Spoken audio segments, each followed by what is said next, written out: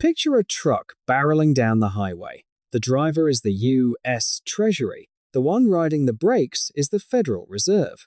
But hitched behind them is a trailer so heavy, it's almost hard to believe more than $39.4 trillion. That's not my metaphor. It's how former Treasury Secretary Janet Yellen once described the American economy. Slam the brakes too hard, and the weight of that debt could tear the whole system apart. Ease off, and the truck just keeps accelerating. And quite literally, on the 6th of July 2026, that truck just broke another record. In fact, as you'll see in a few minutes, it just broke a record that has stood since 1946. Over the next 20 minutes, I want to walk you through this story properly. Not just the scary headline number, but where it came from, who's actually holding it, why some of the smartest people in finance are worried, and just as importantly, why some of them aren't as worried as you'd think. By the end, you'll understand this number better than most people who talk about it on the news. According to official data from the US Treasury, total federal debt hit a new all-time high on the 6th of July, 2026, $39.39 trillion, up nearly $12 billion in a single day. Of that, roughly $31.68 trillion is debt held by the public, domestic, and foreign investors, while the remaining $7.71 trillion is intragovernmental debt owed by the government to itself, mostly to the Social Security Trust Fund. To grasp the scale, debt held by the public alone is now larger than the entire US economy produces in a year. In other words, if the US shut down its whole economy tomorrow and funneled a full year's economic output straight into paying it off, it still wouldn't quite cover it. But what's really keeping economists up at night isn't the size of the number, it's the speed. According to the Joint Economic Committee of Congress, over the past 12 months, the debt has grown by an average of $8.19 billion a day, nearly $95,000 every second. At that pace, experts project the US will cross the $40 trillion mark by around late September 2026, less than 3 months from now. Split evenly across the population, every American is currently carrying roughly $115,000 of national debt. Per household, that's nearly $291,000 and climbing by the day. Here's a number that puts it in perspective. Back in the year 2000, total federal debt was $5.67 trillion. It has grown roughly 7-fold in 26 years. No single president, no single party, no single law did this. It's the compounding result of decades of decisions, and that's exactly where our story needs to go next. Here's a fact that puts everything else in this video into context, and it doesn't get nearly enough attention. For the first time since 1946, US government debt held by the public is now larger than the size of the entire American economy. To understand why that year matters, rewind to World War II. To finance the largest military mobilization in American history, the US government borrowed at a scale never seen before. By the end of the war, debt held by the public reached roughly 106% of GDP, a level widely regarded, even 80 years later, as the historic ceiling of American fiscal capacity. For decades afterward, that number stood as a kind of unbreakable record, a reminder of what it costs to fight a world war. According to the Nonpartisan Committee for a Responsible Federal Budget, debt held by the public crossed 100% of GDP, again at the end of March 2026, and it's now on a trajectory to blow past that 1,946 wartime peak within the next few years. The critical difference, fiscal watchdogs are quick to point out, is that the 1,946 peak came from financing an existential global war.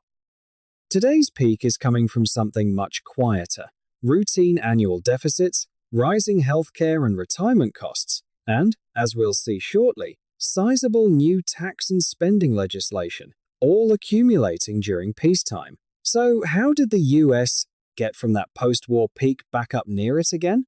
The road runs through several very different eras. After 1946, the debt ratio actually fell dramatically, all the way down to about 23% of GDP by 1974, helped along by decades of strong post-war growth. But starting in the 1980s, a combination of major tax cuts and a large military buildup under President Reagan nearly tripled the dollar amount of debt from roughly $900 billion in 1980 to close to $2.7 trillion by the time he left office in 1989. Congressional Democrats, meanwhile, resisted matching cuts to popular social programs, so spending kept climbing even as revenue fell. Then, briefly, in the late 1990s, something unusual happened. The government actually ran a budget surplus for 4 straight years, driven by a booming economy and spending restraint. For a moment, some economists were seriously debating what it would mean to pay off the entire national debt. That moment didn't last. The early 2000s brought a recession, the September 11th attacks, 2 long wars in Afghanistan and Iraq, and another round of tax cuts, and the debt started climbing again. Then came 2008. The global financial crisis forced the government into massive bailouts and stimulus spending to keep the economy from collapsing entirely. Debt nearly doubled over the following decade. And then, 2020. The COVID-19 pandemic froze the economy overnight, and to keep millions of people from losing their jobs and homes, the government pumped in an enormous amount of relief spending. Since that year alone, the national debt has grown by nearly $11 trillion, more than a quarter of everything the country owes today. Layered underneath all of these individual events is a quieter, structural pressure that never goes away: an aging population.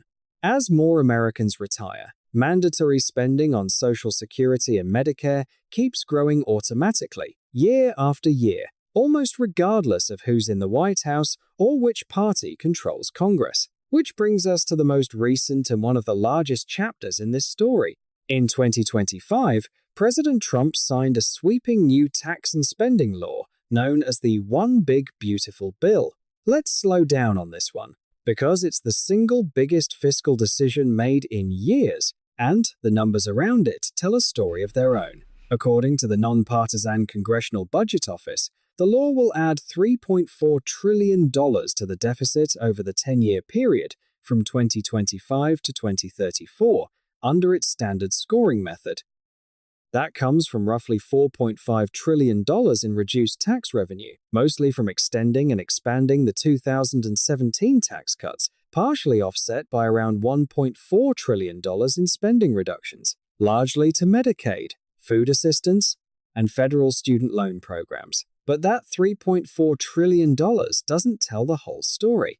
Once you add in the extra interest the government will have to pay on all that additional borrowing, the CBO's dynamic estimate, which accounts for the law's ripple effects on the broader economy, puts the total cost closer to $4.7 trillion through 2034. And if lawmakers later decide to make several temporary provisions permanent, such as tax exemptions on tips and overtime pay, the Bipartisan Policy Center estimates the total price tag could approach $5 trillion.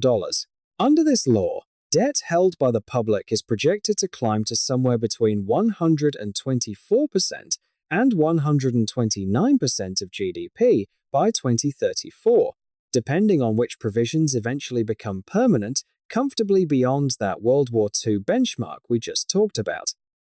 To be fair to the other side of the argument, supporters of the bill point out that it also includes real, if partial, spending offsets, and that its tax provisions are projected to modestly boost real GDP growth. The CBO itself estimated about a 0.5% increase in economic output over the decade. The disagreement isn't really about whether the bill increases the debt. Nearly every credible estimate agrees that it does. It's about whether the resulting economic growth and policy priorities are worth that cost. That's a political judgment, not just an accounting one, and reasonable people land in different places on it. Here's the detail most people miss entirely. The $39.4 trillion figure isn't really the scary part of this story. The interest is. Every debt carries interest, and the average interest rate across all of America's marketable debt as of May 2026 has climbed to 3.386%, more than double the 1.485% it stood at just 5 years earlier. That's the combined effect of two forces stacking on top of each other. The Fed raising interest rates sharply between 2022 and 2023 to fight the worst inflation in 4 decades, and the Treasury now having to refinance trillions of dollars of older, much cheaper debt, some of it issued when rates were near zero at today's significantly higher rates. Every month, more of that old cheap debt matures and has to be rolled over into new debt at the current, higher price. The result? Net interest costs on the federal debt have now topped $1 trillion a year, nearly $3 billion a day. The Congressional Budget Office projects that net interest alone will account for roughly 14% of total federal spending in fiscal year 2026, climbing to nearly 15% by 2028. That figure has now surpassed the entire US defense budget for the first time in modern history. Interest is now the government's third last expense, trailing only Social Security and Medicare. In other words, every year, a staggering share of American taxpayers' money isn't building a bridge, funding a school, or investing in healthcare. It's simply flowing into the pockets of whoever lent the government money in the past. Economists call this crowding out. Every dollar spent servicing old debt is a dollar that can't fund something new, and every dollar the government borrows also competes with private businesses trying to borrow for their own investment. So who is lending the United States all this money? This is the part of the story where popular imagination and reality tend to diverge the most. Roughly 80% of the debt is held by domestic and foreign investors, pension funds, mutual funds, banks, and foreign central banks. The remaining 20% is intragovernmental debt, largely owed to the government's own Social Security trust fund. Let's break down that public portion a bit further. Foreign investors and governments together hold somewhere around $9 trillion, roughly 23% of publicly held debt. Japan is the single largest foreign holder, with around $1.1 to $1.2 trillion in Treasury securities, followed by the United Kingdom at roughly $800 to $900 billion, and China at around $700 to $760 billion.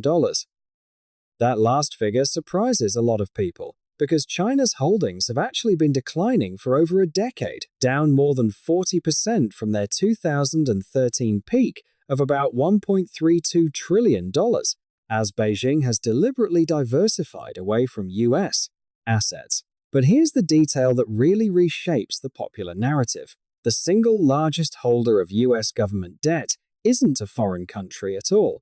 It's the Federal Reserve itself, holding somewhere in the range of $4.5 to $5 trillion in Treasury securities, more than Japan, the UK, and China combined.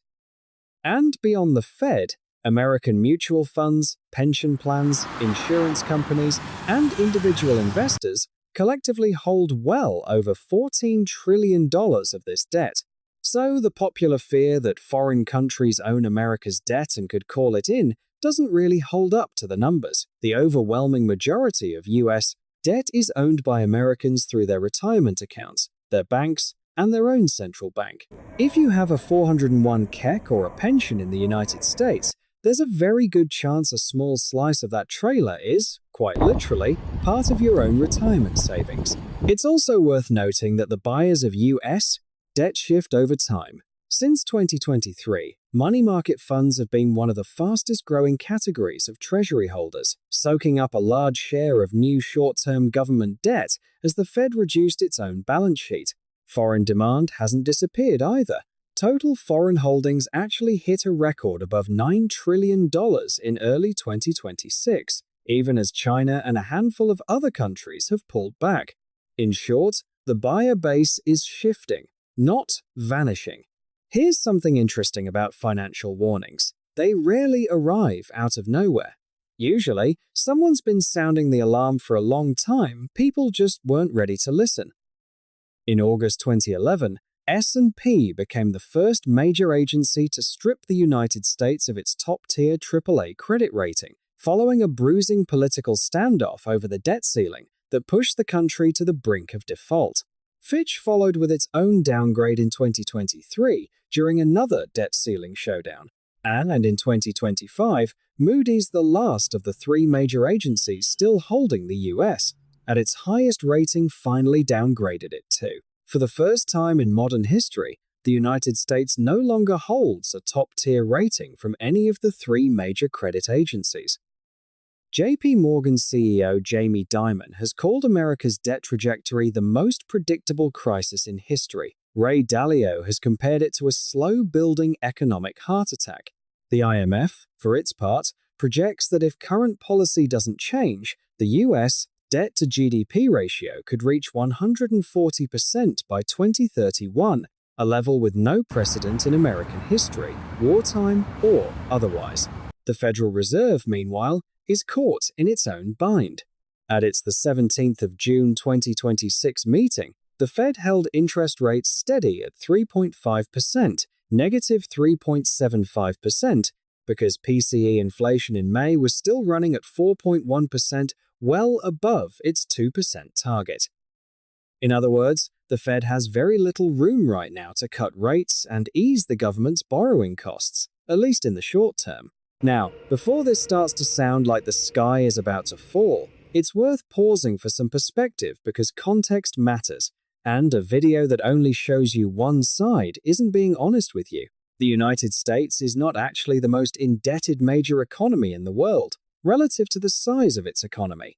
Japan's government debt sits at roughly 230% of its GDP, more than double America's ratio, and Japan has carried debt at that level for years without a financial collapse. Italy, too, has long carried a debt load well above 130% of GDP. Part of the reason the US can carry this much debt without immediate catastrophe comes down to one structural advantage almost no other country has. The US dollar remains the world's dominant reserve currency. As of the most recent IMF data, roughly 57% of all global central bank reserves are held in US dollars, more than 3 times the euro's share, the next closest currency. That gives the US government a unique, ongoing global demand for its debt that keeps borrowing costs lower than they would otherwise be. It's also worth addressing a question that comes up constantly in the comments of videos like this one. Why doesn't the government just print money to pay it off? Technically, it could, but doing so on a large scale would flood the economy with dollars, and basic economics tells us that tends to fuel inflation, eroding the value of the currency and everyone's savings along with it. It's less a magic escape hatch and more a different kind of cost, paid by everyone through higher prices rather than through the bond market. It's also worth remembering that even after 3 downgrades, US debt still carries a high investment-grade rating from every major agency, nowhere close to the low-grade territory that would signal a genuine default risk. Demand at Treasury auctions has remained healthy, and yields, while elevated, haven't spiked the way they would if investors were truly losing confidence in America's ability to pay. None of this means the debt doesn't matter, the interest costs are very real, and the long-term trajectory is genuinely concerning to economists across the political spectrum. But it does mean the "America is about to become Greece" comparison that circulates online is, according to most mainstream economists, a significant oversimplification. Here's a truth that rarely makes the headlines. The bill for this story doesn't land on politicians in Washington, it lands on ordinary people. According to the US Government Accountability Office, rising national debt carries very real, tangible consequences. Heavy government borrowing pushes Treasury yields higher, and because mortgage rates are closely tied to the 10-year Treasury yield, that translates directly into higher costs for anyone buying a home or a car. Businesses face higher borrowing costs too, which can mean less capital for investment and, over time, slower wage growth. And when the government competes with the private sector for lendable funds, it can put upward pressure on prices across the economy. In other words, that $39 trillion-plus trailer, invisible as it may be on the road, is quietly dragging down millions of Americans' chances of owning a home, buying a car, or building a stable financial future. So what would actually change this trajectory? Economists generally point to some combination of a few levers, none of them politically easy: reducing spending growth, particularly on the large mandatory programs like Social Security and Medicare, raising tax revenue, or growing the economy fast enough that debt shrinks relative to GDP even as the dollar amount keeps rising. The Committee for a Responsible Federal Budget estimates it would take roughly $10 trillion in cumulative deficit reduction just to stabilize the debt ratio where it stands today, not even to bring it back down. Some bipartisan groups in Congress have floated modest targets, like bringing the annual deficit down to around 3% of GDP, roughly half its current level, as a first step. So far, none of these proposals have gathered enough support to become binding law. Historically, the US has never had to default or formally restructure this debt, largely because it borrows in its own currency and controls its own money supply options that, say, Greece or Argentina never had. But every one of the levers above requires something Washington has struggled with for decades: sustained political agreement across two parties that fundamentally disagree about which lever to pull. And that, more than any single number, may be the real story here. That truck, Treasury in the driver's seat, the Fed on the brakes, and a trailer of over $39 trillion behind it is still rolling forward. Within just a few months, it will cross another milestone: $40 trillion. And somewhere in the very near future, on a chart in some economist's office, it will officially pass a wartime record that stood for 80 years. No one knows exactly when it will be forced to stop or what happens if it can't. But one thing is certain: with every second that passes, the number on that clock keeps climbing. The real question was never simply whether America can solve this, it's who ends up paying for it, when, and whether the country's unique position in the global economy keeps buying it time to figure that out. What's your take on this? Drop a comment below and let me know your perspective. And if you found this useful, subscribe for more deep dives into the numbers behind the headlines.